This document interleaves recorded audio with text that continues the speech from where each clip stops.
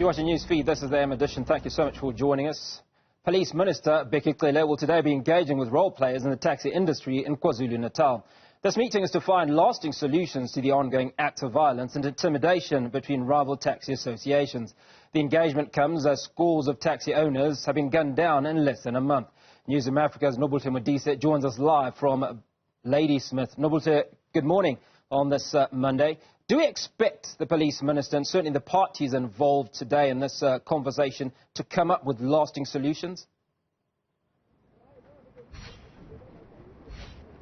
Very good morning, Hugo. About 7 days ago, the police minister did actually meet with some of the taxi associations and the ones who are their rivals, and they did come to some sort of agreement. A peace agreement was signed where it stated that there'd be some sort of a ceasefire. So this is just a continuation of that conversation, as it is an engagement today. We know that the relevant stakeholders within the province will be here, like the MEC for Transport, Sipohlo Muga, is also expected to be here, as well as the provincial Police Commissioner Newzroom. He's also expected to be here to engage with those taxi associations. But like I said, about 7 days ago, on the 3rd of April, there was already these engagements that have been happening, because we've seen that these shootings have been happening in a short space of time between each other. You will remember that foiled attempt by the SAPS when there was an attempt on one of the taxi owners' lives about a month ago, and we've also seen many more shootings after that. The other week there was one where two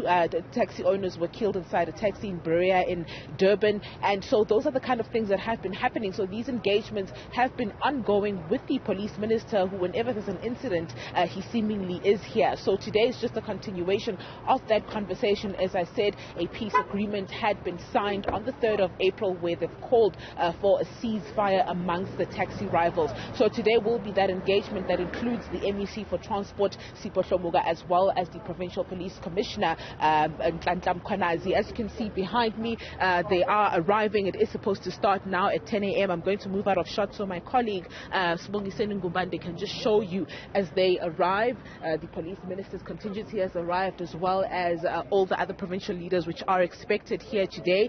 It will be kicking off now, as the program is meant to start at 10 a.m. but we will be giving you rolling coverage on what indeed is happening here today.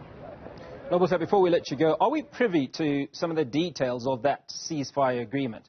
Because the one question that would come to mind is if there is acknowledgement, certain by the various parties in the involvement of the shootings, that there is some accountability and a need to bring some of those parties to book. At the moment, Hugo, we're not really privy to the details of that particular peace agreement. I assume that today maybe we might get a glimpse or a picture of what is in that agreement. But as for now, they've been very, quiet about what exactly that peace agreement entails. But for now, I'm guessing that today is when we'll get some sort of a picture as to what is included. What we know so far is that they've called for a ceasefire, and that's all we know for now. And I'm guessing that today we will receive a bigger picture as to what exactly is detailed in that peace agreement that was signed on the 3rd of April. Nobuhle Modise, we'll leave it there for now and certainly catch up with you as the morning progresses.